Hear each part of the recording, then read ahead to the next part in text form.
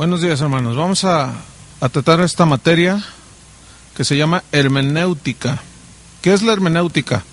Es el arte de interpretar los textos. Esto viene del griego hermenevein, que significa interpretar. En 2 de Pedro, capítulo 3, versículo 15, el apóstol habla de algo muy importante que les quiero leer. 2 de Pedro 3:15, refiriéndose a Pablo, dice: y tened entendido que la paciencia de nuestro Señor es para salvación, como también nuestro amado hermano Pablo, según la sabiduría que le ha sido dada, os ha escrito casi en todas sus epístolas, hablando en ellas de estas cosas, entre las cuales hay algunas difíciles de entender.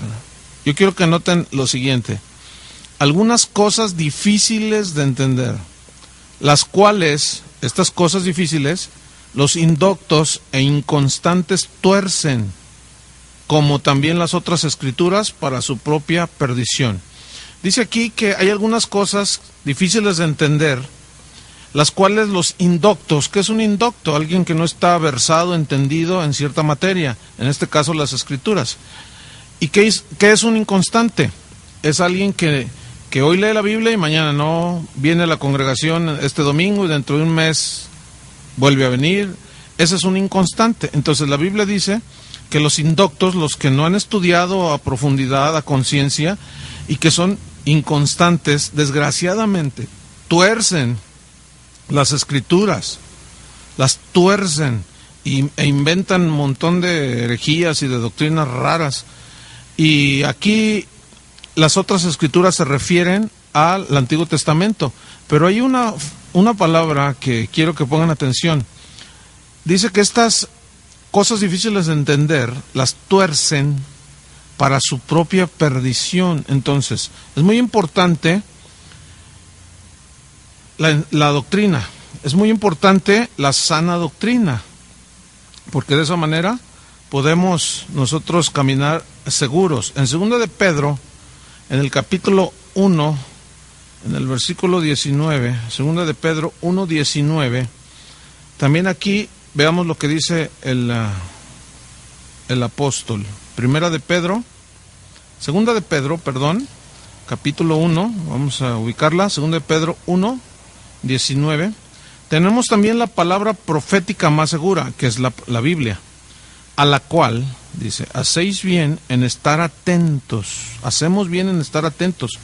como a una antorcha que alumbra en lugar oscuro, y en medio de la oscuridad del mundo y de tanta turbulencia y oscuridad espiritual y errores doctrinales y filosofías humanas. Dice que es bueno estar atento a la palabra de Dios hasta que el día esclarezca y el lucero de la mañana salga en vuestros corazones. Es decir, tenemos que atender a lo que la Biblia dice para tener la luz y el entendimiento de las cosas que Dios nos ha dado por herencia. En el capítulo 2, versículo 1 al 3, ahí habla la razón por la cual debemos estar atentos y no ser indoctos, sino estudiosos de la palabra de Dios.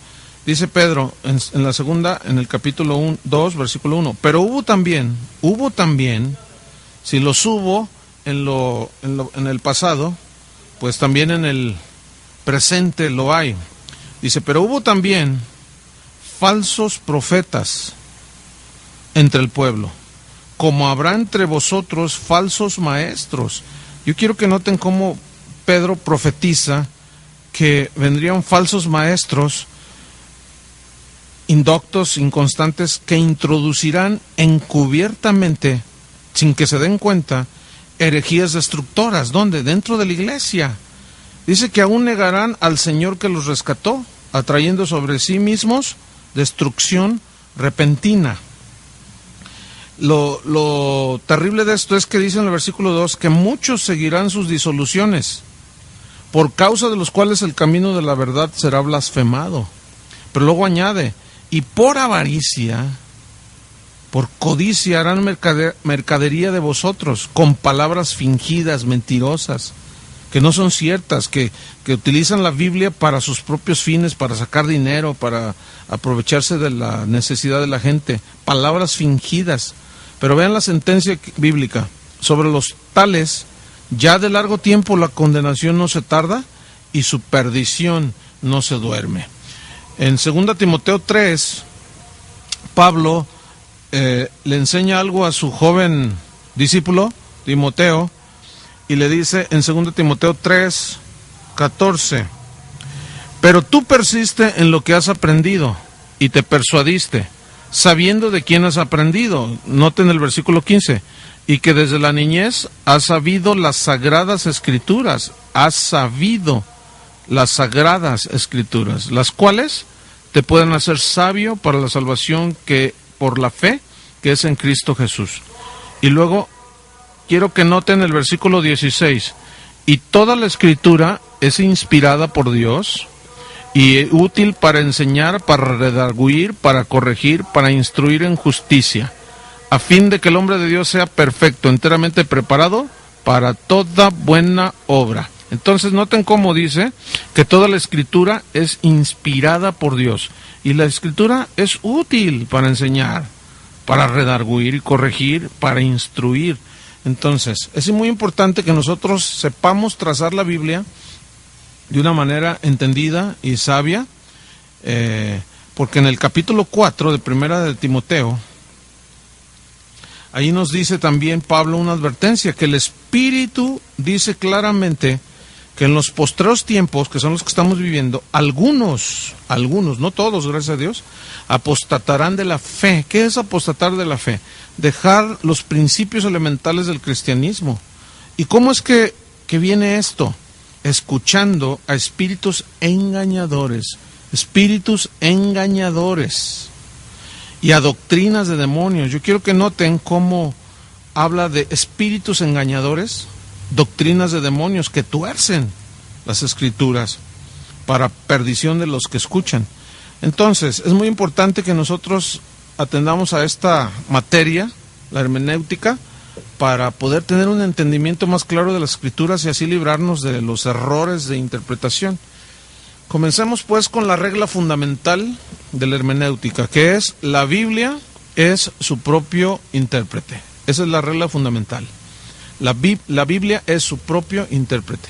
Muchas sectas y aún errores doctrinales han surgido aún en el cristianismo actual, no solo en el pasado. También vemos los estragos que ha causado en el cristianismo actual. Hay muchas iglesias infiltradas con doctrinas que no son bíblicas, que parecen que son bíblicas, pero no lo son.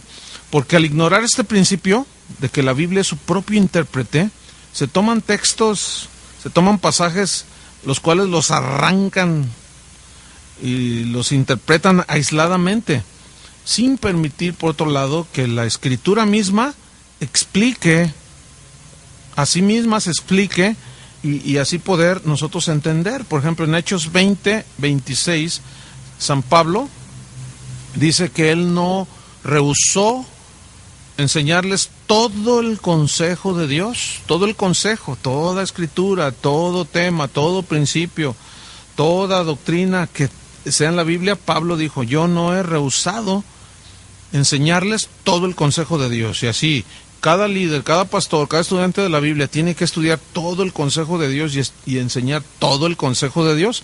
Para eso se requiere pues una buena interpretación de las escrituras.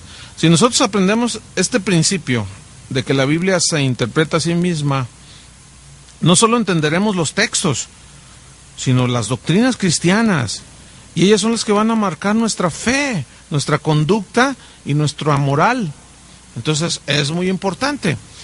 Les voy a hacer una pregunta: ¿quién fue el primer intérprete de la palabra de Dios? ¿Ya lo pensaron? Satanás, exactamente. Satanás fue el primero. Pero ¿cómo la interpretó? ¿Cómo interpretó la orden de Dios? Mal.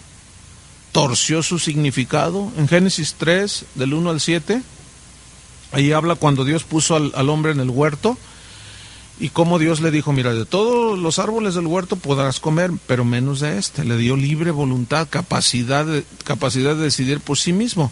Pero la insinuación y el engaño de Satanás vino cuando a Eva le dijo, con que Dios os ha dicho. Es decir, puso en tela de duda el mandamiento de Dios. Y le dio a entender, no, mira, en realidad Dios es un Dios egoísta. ¿Cómo es posible que...? Y le hizo a ver que pusiera sus ojos en solamente un árbol. Cuando Dios, que es un Dios que los bendijo en abundancia, le dijo, de todos los árboles del huerto podrás comer. Entonces vemos cómo desde allí Satanás siempre trata de enfocar, en este caso, en la prohibición que Dios les estaba haciendo y magnificarla. Y eso es lo que Satanás sigue haciendo hasta el día de hoy. Tuerce la interpretación, la interpreta mal y tuerce el significado original que Dios le dio a su palabra. Otro ejemplo muy claro lo vemos en Mateo capítulo 4, versículos 1 al 7, cuando Jesús es llevado por el Espíritu para ser tentado.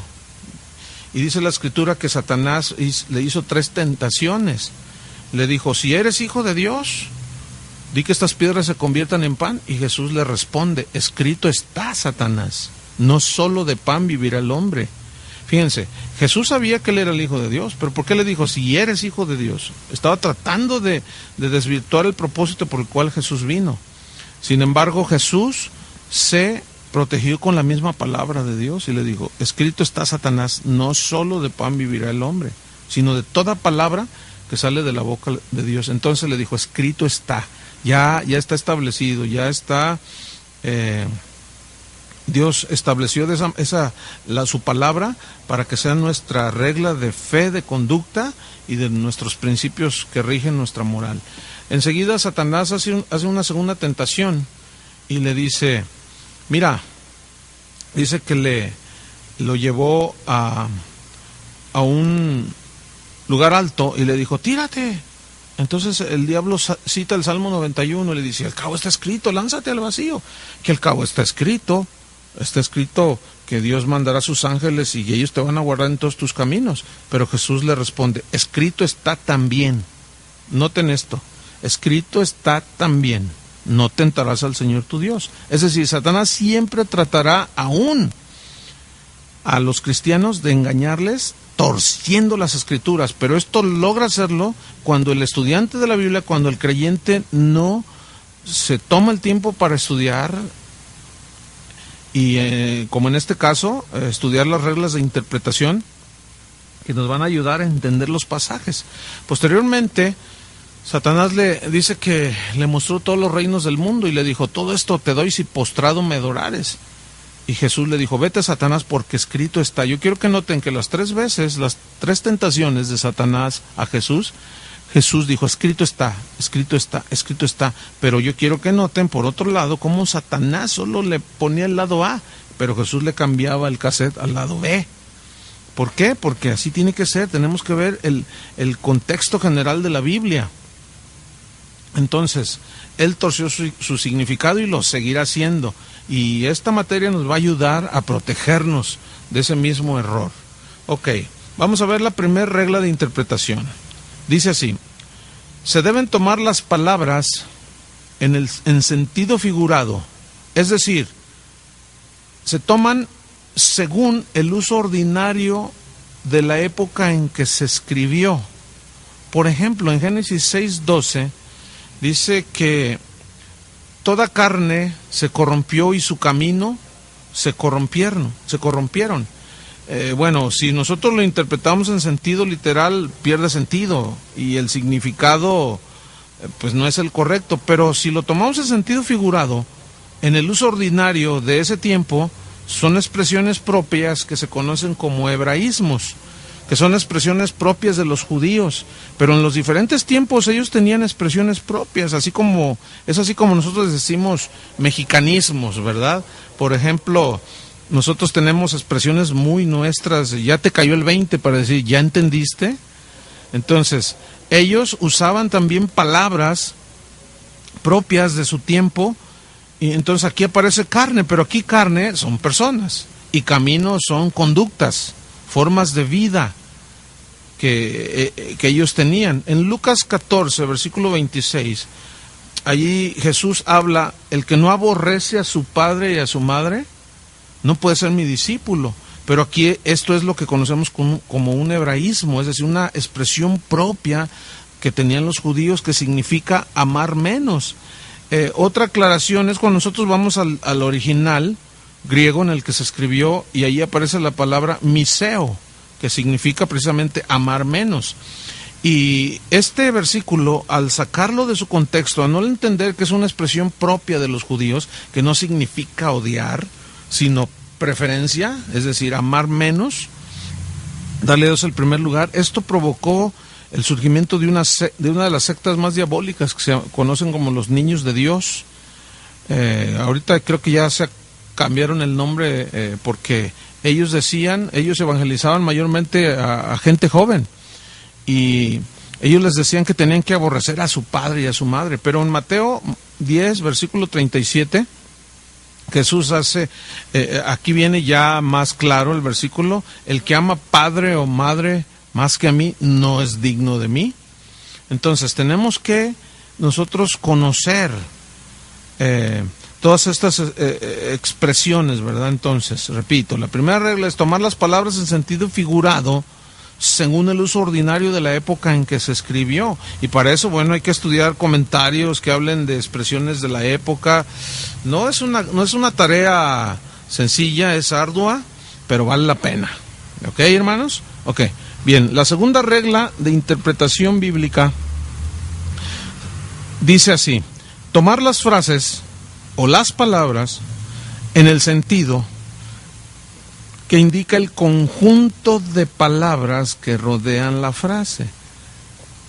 Es decir, déjeme ponerle un ejemplo.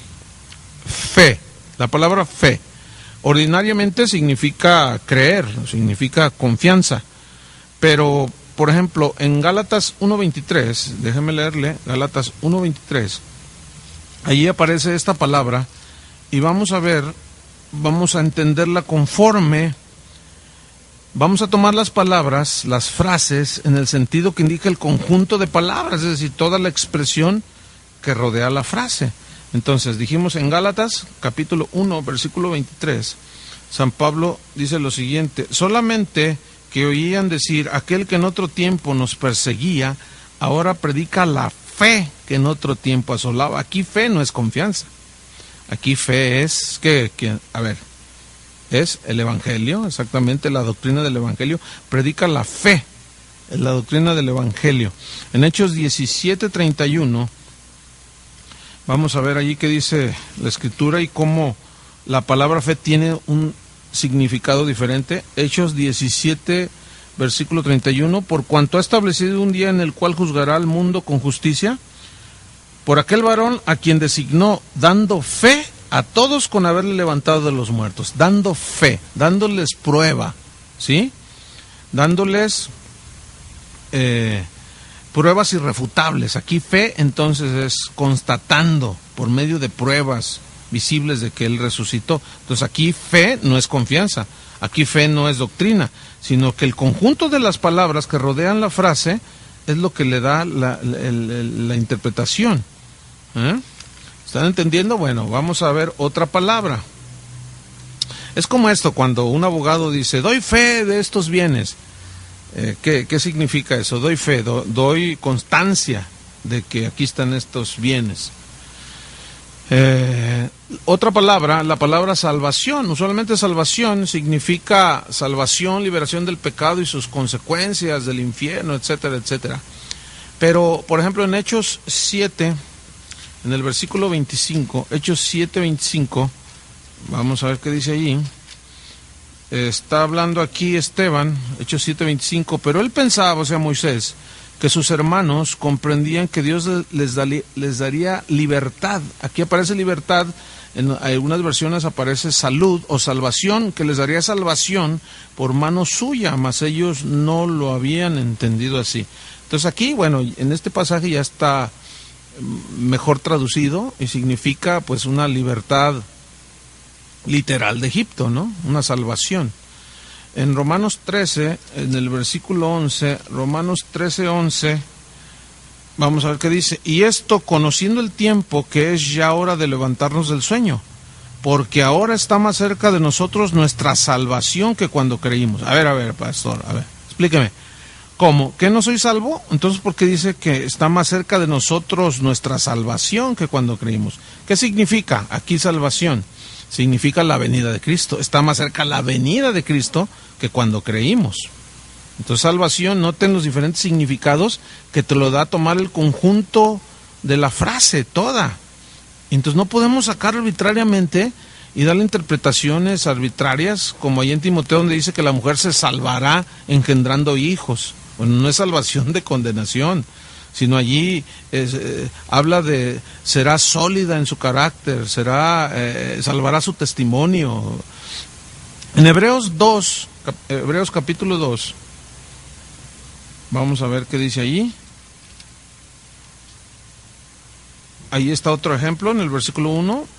Dice, por tanto, es necesario que con más diligencia atendamos a las cosas que hemos oído, no sea que nos deslicemos. Yo quiero que ustedes noten esta frase, a las cosas que hemos oído. Si ustedes ven el capítulo 1, versículo 1, dice que Dios, habiendo hablado muchas veces y de muchas maneras en otro tiempo a los padres por los profetas, en estos posteriores días nos ha hablado por el Hijo, a quien constituyó heredero de todo y por quien asimismo hizo el universo. Ok, habló de muchas maneras, pero en esos posteriores días a través de su Hijo.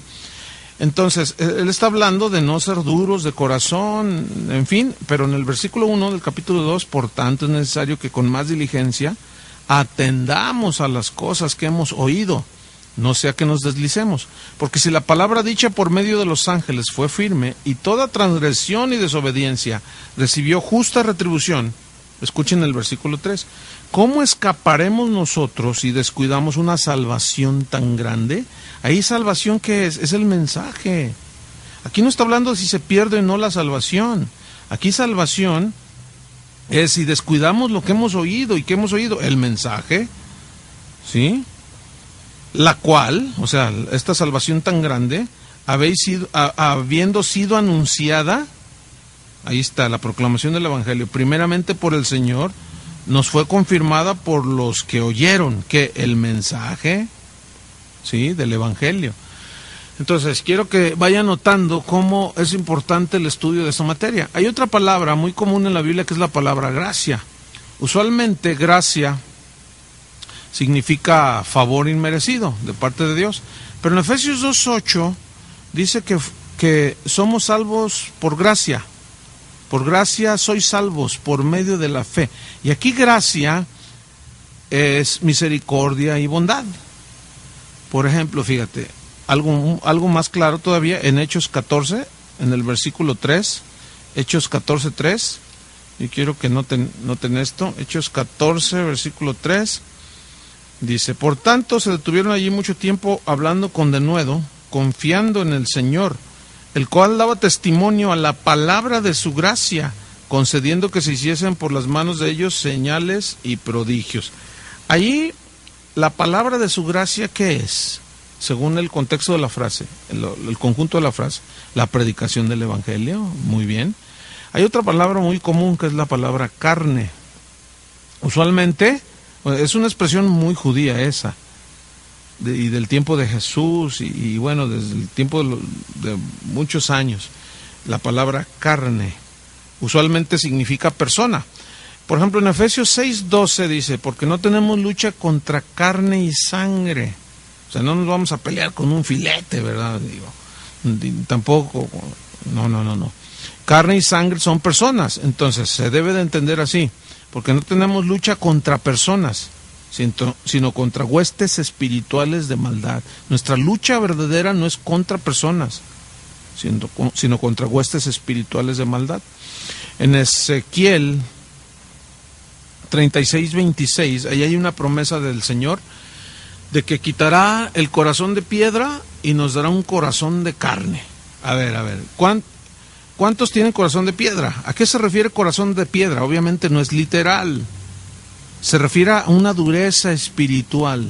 Pero ¿qué significa entonces? Que quitará esa dureza del corazón y nos dará un corazón de carne. ¿Que no es de carne? Sí, de carne natural, sí. ¿Pero a qué se refiere carne aquí? Aquí no es persona, aquí carne se refiere a una actitud dócil, tierna, que siente, un corazón de carne que palpa.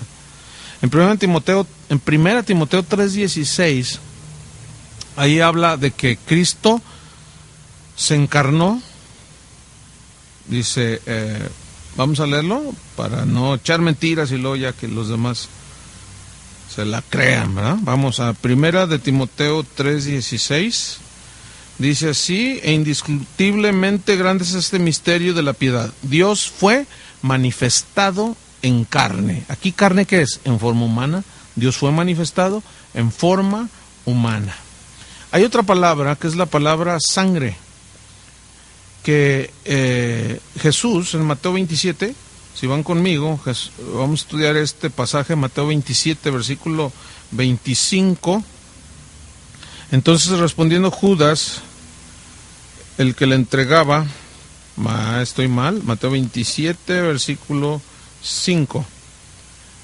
25 pues. Mateo 27, 25. Respondiendo todo el pueblo dijo: su sangre sea sobre nosotros y sobre nuestros hijos. Esto habla cuando Jesús está siendo sentenciado y está delante de Poncio Pilato y le dice: ¿a quién quieren que les suelte? ¿A Barrabás o a Jesús? Y todos gritaban: ¡a Barrabás! De ahí nacieron las barrabasadas. O sea, cómo la gente escoge mal. Y la gente comenzó a clamar que fuera Barrabás al que soltaran. Entonces Pilato le dice: pero este hombre no tiene nada que le acusen. Y ellos respondieron: su sangre sea sobre nosotros. Ahora, aquí su sangre, su persona, no. ¿Qué es sangre allí? ¿Sí? Su culpa.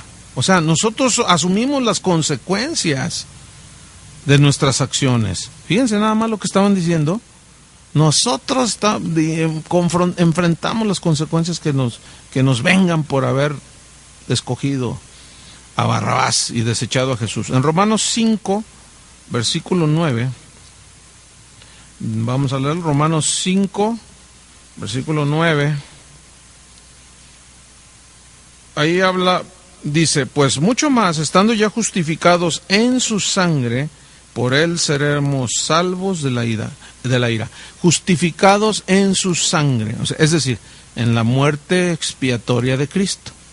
Hemos sido justificados en su muerte, ¿sí? Al creer nosotros. Otro ejemplo está en Mateo 26, de cómo para poder interpretar los textos tiene que ver uno, según la regla, el conjunto, ¿sí? Tomar las frases o palabras en el sentido que indica el conjunto de palabras que rodean la frase difícil de interpretar. Entonces Mateo, capítulo 26, en el versículo 26, vamos a ver qué dice allí. Mateo 26, voy a leer. Dice así: y mientras comían, tomó Jesús el pan y bendijo y lo partió y dio a sus discípulos y dijo: tomad, comed, esto es mi cuerpo. Ok, una pregunta: ¿Jesús tenía dos cuerpos? ¿El que tenía allí y otro en su mano? ¿O el pan simboliza su cuerpo? También tomó la copa, dice en el 28, en el 27, y tomando la copa y habiendo dado gracias, les dio diciendo: bebed de ella todos, porque esto, fíjense, esto es mi sangre. O sea, el vino, esto es mi sangre del nuevo pacto, que por muchos es derramada para remisión de los pecados. Entonces, quiso decir Jesús que cuando celebraron la Santa Cena, el pan y el vino se convertían literalmente en el cuerpo y en la sangre de Jesús. Por supuesto que no, definitivamente que no. Y esto ha sido uno de los errores más aberrantes dentro del catolicismo romano, porque ellos afirman que creen en la transubstanciación, y es una doctrina que inventaron de que el cuerpo y la sangre de Jesús, de que el pan y el vino se convierten literalmente en el cuerpo y la sangre de Jesús, pero no es así. ¿Por qué? Porque el mismo conjunto de la frase nos indica que es algo simbólico. Por eso Pablo dijo: yo recibí lo mismo que dijo el Señor Jesús la noche que fue entregado, habiendo tomado el pan, lo partió y les dijo: tomad, comed, esto es mi cuerpo. Y tomando asimismo la copa, les digo: beban de ella todos, porque no la volveré a beber con vosotros hasta que estemos en el reino de mi Padre. Entonces, vamos a volver a beber, pero ya es símbolo nada más. El vino de su sangre y el pan de su cuerpo. En Mateo 16, 19, Jesús le dice a Pedro, a ti te daré las llaves del reino de Dios, de los cielos. Y aquí llaves, obviamente que es algo simbólico, por supuesto, porque el reino de Dios no es algo tangible aquí para nosotros. Entonces, al ser un reino espiritual, pues se entiende que las llaves es espiritual, pero las llaves tienen poder de abrir. Entonces, aquí significa llaves en la Biblia, siempre que tú veas llaves, es autoridad. Entonces, yo te doy la autoridad para que abras el reino de los cielos, y esto se ve en Hechos capítulo 2, cuando Pedro, en este caso, predica en el día de Pentecostés y la gente se convierte. ¿Qué debemos de hacer para ser salvos? Y Pedro les predica el evangelio y les abre las puertas del reino de los cielos. ¿Ok? Bien, vámonos sobre la tercera regla. La tercera regla de interpretación bíblica dice así: tomar las palabras en su contexto, es decir, los versículos anteriores y posteriores, para poder tener una correcta interpretación de las Escrituras. Por ejemplo, en el Evangelio de San Juan, Jesús está dando una disertación aquí. Están los fariseos, los que no lo querían, estaban sus discípulos, y Jesús da un discurso que es de los más espirituales y enriquecedores dentro del mensaje de Jesús.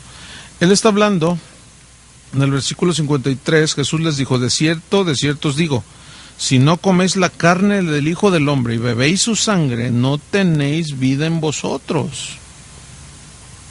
El que come mi carne y bebe mi sangre tiene vida eterna, y yo le resucitaré en el día postrero. Porque mi carne es verdadera comida y mi sangre es verdadera bebida. El que come mi carne y bebe mi sangre, en mí permanece y yo en él. Entonces, en el 58 dice, este es el pan que descendió del cielo, no como vuestros padres que comieron el maná y murieron. El que come de este pan vivirá eternamente.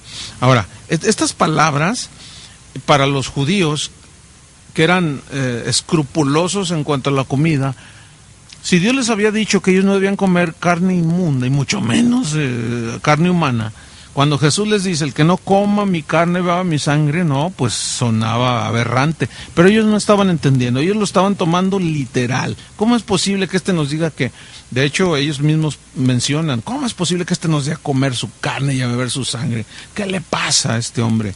Pero en el mismo capítulo, en el versículo 60, al oír estas palabras, muchos de sus discípulos dijeron, dura es esta palabra, ¿quién la puede oír? Porque para ellos no entendían. Pero fíjate lo que Jesús dice, sabiendo Jesús en sí mismo que sus discípulos murmuraban de esto, les dijo, ¿esto os ofende? Pues ¿qué si vierais al Hijo del Hombre subir a donde estaba primero? El Espíritu es el que da vida, el Espíritu es el que da vida. La carne para nada aprovecha. O sea, hay que hacer una distinción entre lo que es espiritual y lo que es literal. Las palabras que yo os he hablado son espíritu y son vida. ¿Son qué? Espíritu y son vida. Ahí Jesús da dentro del mismo contexto el significado de que son palabras espirituales, no literales. Ahora vamos a estudiar Mateo 18, donde hay 3 versículos que dentro de la iglesia cristiana se han desatado algunas doctrinas que no tienen nada de bíblico, porque han sido sacadas de su contexto y se les ha dado la interpretación que han querido. En Mateo 18, por ejemplo, allí en Mateo 18 dice, todo lo que atares será atado en el cielo y todo lo que desatares será desatado en el cielo. Y esto, algunos han hecho creer que se refiere a atar y a desatar demonios. En el versículo 19 habla de, si 2 o 3 se ponen de acuerdo acerca de cualquiera cosa que pidieran, les será hecho por mi Padre. Y han desarrollado toda una doctrina acerca de la oración, que para que tenga más efectividad hay que ponerse de acuerdo. ¿Será esto lo que Jesús quiso enseñar? En el versículo 20 habla, porque donde están 2 o 3 congregados en mi nombre, ahí estoy yo en medio de ellos. Y este texto es infaltable que sea citado en reuniones donde muchas veces hay poca gente y los hermanos no llegan y el pastor se la saca de la manga y comienza, somos poquitos pero benditos, pero donde, como Jesús dijo, donde están 2 o 3 congregados en mi nombre, ahí yo estoy en medio de ellos. Pero realmente eso fue lo que Jesús quería decir. Esto aquí vamos a terminar esta clase y vamos a la próxima, vamos a estudiar concienzudamente el contexto de este capítulo para ver si es cierto que habla de atar y desatar demonios, a ver si podemos orar en unidad para que sea más efectivo, y etcétera. Entonces aquí vamos a detenerlo y nos vemos la próxima clase.